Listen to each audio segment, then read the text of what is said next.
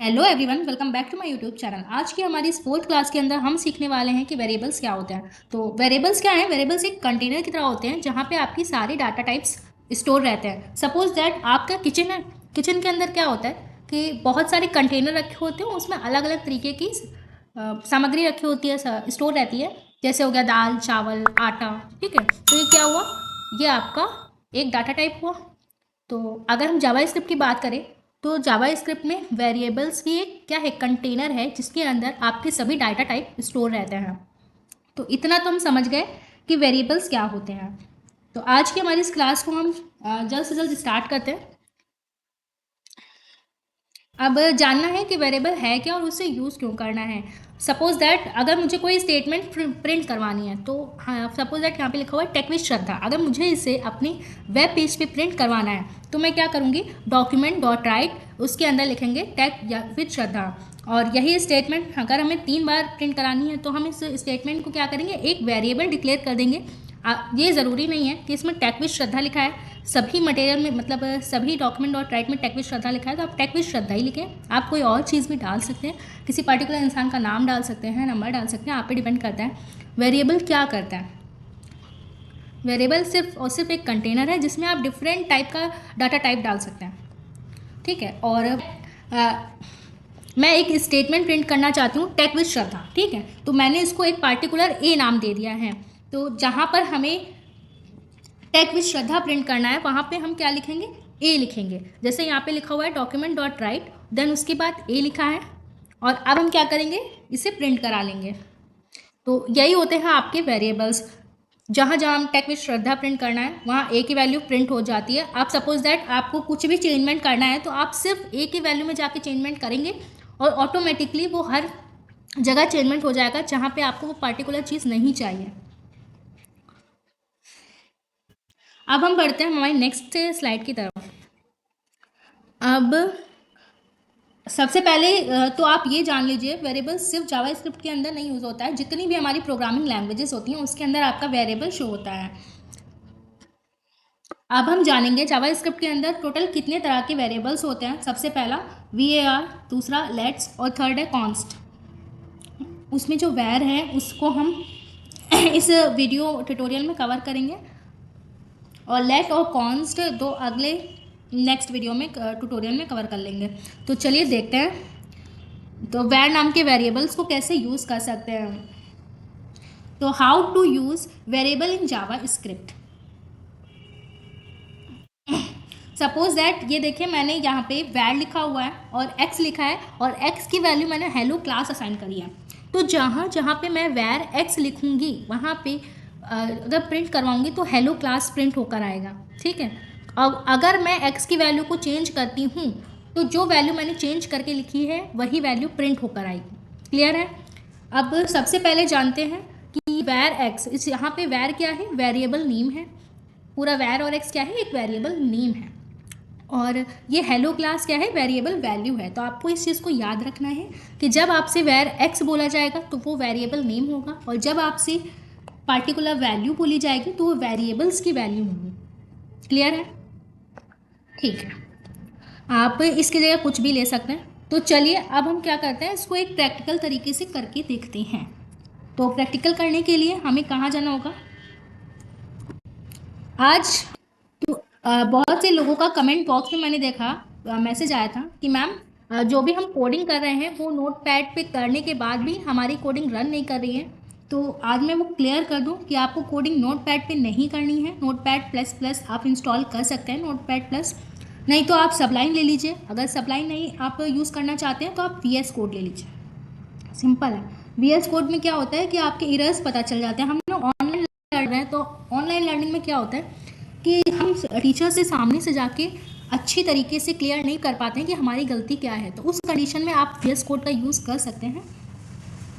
तो ये अब हम इसको रन करके देखेंगे। अपनी एक कंट्रोल एन से न्यू फाइल बनाएंगे। कंट्रोल एन से क्या करें, उस फाइल को नेम देंगे। पता है आज का ये वीडियो बहुत ज़्यादा लेंथी है। वो इस वजह से है क्योंकि हम लोग जावास्क्रिप्ट बिगनर्स की क्लास स्टार्ट कर रहे हैं। तो मुझे पता है कि कहाँ कहाँ गलतियाँ होने वाली हैं, तो मैं यही कोशिश करूँगी उन बेसिक गलतियों को भी बताऊँ ताकि आगे चलकर आपको ऐसी कोई प्रॉब्लम फेस ना करनी पड़े। ठीक है, ये मैंने कोड लिया हुआ था। अब क्या ये वर्क करेगा? बिल्कुल करेगा। वैर में हमने ए की वैल्यू हेलो असाइन करी है और डॉक्यूमेंट डॉट राइट में मैंने क्या लिया हुआ है? ए लिया हुआ है। अब दो चीज़ हमेशा याद रखिए, जब भी हम वेरिएबल डिक्लेयर करेंगे तो डॉक्यूमेंट डॉट राइट और नॉर्मली ब्रैकेट लगा देंगे, स्मॉल ब्रैकेट के अंदर वेरिएबल का नाम लिख देंगे। लेकिन अगर हम कोई स्ट्रिंग प्रिंट कराएंगे तो वहाँ पे हम क्या करेंगे? इक्वल में लिखेंगे और पार्टिकुलर वैल्यू का नाम लिख देंगे। ठीक है, दोनों चीज़ों में डिफरेंस है। समझ आई? नहीं समझ आई तो आप हमें कमेंट बॉक्स में बता दीजिएगा, मैं एक बार उसकी अलग से रील या वीडियो बना दूँगी।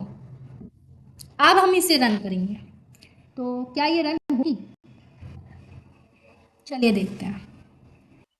तो हमने क्या किया? हमने स्क्रिप्ट टैग के अंदर ए नाम का वेरिएबल दिया और उसके अंदर हमने वेरिएबल्स की वैल्यू दी हेलो।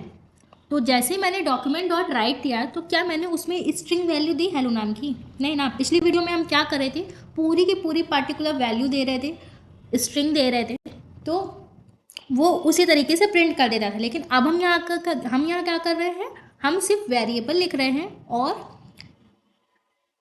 उसकी वैल्यू प्रिंट हो रही है। अब इसी जगह पे अगर हम वैर स्मॉल ए लिखें, ठीक है, इक्वल लिखें, इन्वर्टेड कॉमा स्टार्ट कर रहे हैं और यहाँ पे किसी का नाम लिख देते हैं, ठीक है, और अगर हम इसे फिर से रिफ्रेश करते हैं तो क्या प्रिंट होके दिखाई दे रहा है? सिर्फ हेलो प्रिंट हो रहा है। क्यों? क्योंकि हमने डॉक्यूमेंट डॉट राइट में कैपिटल ए लिखा हुआ है और मैंने जावा स्क्रिप्ट में बताया था कि जावा स्क्रिप्ट केस सेंसिटिव होती है। ठीक है, तो यहाँ पे आपको स्मॉल ए लिखना है। स्मॉल ए लिखने के बाद कंट्रोल एस करना है और फिर रिफ्रेश करके देखना है। अब यहाँ पे क्या शो हो रहा है? आरती शो हो रहा है। कौन सी वेरिएबल का डाटा शो हो रहा है? स्मॉल ए वेरिएबल का डाटा शो हो रहा है। ठीक है, अगर इसी जगह पे यहाँ पे कैपिटल ए होता, ठीक है, और फिर हम इसको रन करते, तब यहाँ पे क्या शो होता है? हेलो आरती शो होता या कुछ भी शो नहीं होता? तो कुछ भी शो नहीं हो रहा है। क्यों? क्योंकि मैंने यहाँ पे स्मॉल ए लिखा हुआ है प्रिंट में। यहाँ पे हमें क्या करना है? कैपिटल ए देना है। तो उसको तभी तो पता चलेगा ना कि कौन सी वैल्यू को उसे प्रिंट करना है। जब तक आप उसका पार्टिकुलर एड्रेस नहीं देंगे तो कैसे पता चलेगा कि कौन सी वैल्यू को उसे प्रिंट करना है? इतना करने के बाद आपको कंट्रोल एस करना है और रिफ्रेश करना है। देन आप देख रहे हैं कौन सी वैल्यू शो हो रही है? आरती नाम की वैल्यू शो हो रही है। बात समझ आई?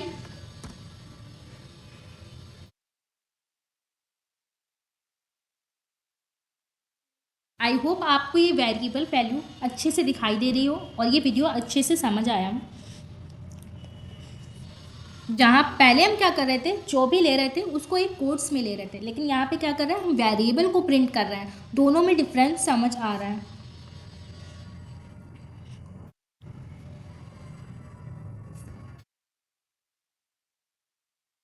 तो अगर सपोज दैट यहाँ पे डॉक्यूमेंट डॉट राइट और मैंने ब्रैकेट में ए लिखा है, लेकिन अगर मैं इसे कल वाला बता रही हूँ कि मैंने क्या बताया, अगर मैं इसे इन्वर्टेड कॉमा में लूँ, सॉरी,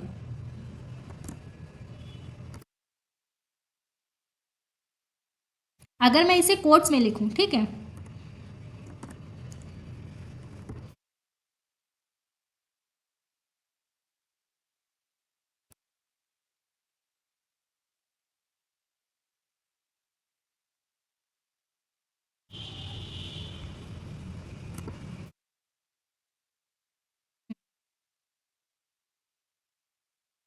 अब मैं इसको कोट्स में रख रही हूँ, ठीक है। कोट्स में रखने के बाद मैं इसे सेव करूँगी। सेव करने के बाद रन करूँगी, तो क्या कोई वैल्यू शो हो रही है? नहीं शो हो रही है। क्या रीज़न है? कोई बता सकता है? अच्छा, आप कैसे बताओगे? मुझे ही बताना पड़ेगा इसका।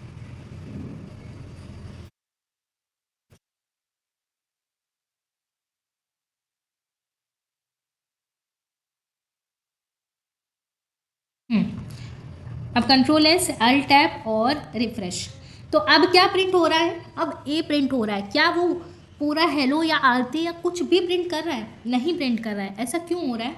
पहले देखिए क्या था, पहले जो थी वो एक वेरिएबल थी जिसको उसे प्रिंट कराना था, लेकिन अब हमने इसमें क्या दिया हुआ है, अब इसमें कुछ दे दिया है, तो वो क्या प्रिंट करेगा, एक स्ट्रिंग के रूप में प्रिंट करेगा। और यही दोनों डिफरेंस मैं आपको बता रही हूँ। अब उसके पहले ये समझते हैं पहले का कॉन्सेप्ट क्या था। जैसे मैं डॉक्यूमेंट डॉट राइट और ए को प्रिंट करा रही हूँ, तो क्या प्रिंट होके आ रहा है, पहले हेलो प्रिंट होके आ रहा था, अब आरती प्रिंट होके आ रहा है। तो क्या किया हमने, डाटा को चेंज किया। पहले वेरिएबल में ए नाम में हेलो नाम का डाटा डाला था, और वेरिएबल ए में अब मैं आरती नाम का डाटा डालूँ तो वो ऑटोमेटिकली चेंज हो जाएगा। इसीलिए हम वेरिएबल यूज़ करते हैं। अब सपोज दैट आपने एक जगह पे बहुत सारा डाटा लिख के रखा हुआ है, मैक्सिमम आपने हेलो जान लीजिए पूरे वेब पेज में 25-30 बार लिखा हुआ है, तो क्या आप ढूंढ ढूंढ के हर जगह वेरिएबल को चेंज करते जाएंगे? नहीं ना, आप एक जगह वेरिएबल में के ए को डिक्लेयर कर देंगे किसी और नाम से और सेव करके उसे रन कराएंगे, तो वो ऑटोमेटिकली चेंज हो जाएगा हर जगह अपने आपकी वेब पेज पे, आपकी वेबसाइट पे। तो बात समझ आ रही है? तो यही है हमारी वेरिएबल की फर्स्ट क्लास। तो आई होप आपको ये आज की वीडियो अच्छे से समझ आई हो। Keep learning and keep exploring. जल्दी मिलेंगे हमारी कल की क्लास के अंदर, जिसके अंदर हम सीख रहे होंगे लेट क्या है, कॉन्स्ट क्या है। अगर वीडियो अच्छा लगा है तो वीडियो को सब्सक्राइब कर लीजिएगा, और अगर आपको लगता है कि जावा स्क्रिप्ट में कोई कॉन्सेप्ट आपका क्लियर नहीं है तो आप डायरेक्ट हमारे कमेंट बॉक्स में आके पूछ सकते हैं, और अगर किसी भी तरह का क्लास से रिलेटेड सजेशन देना है तो आप दे सकते हैं। जल्दी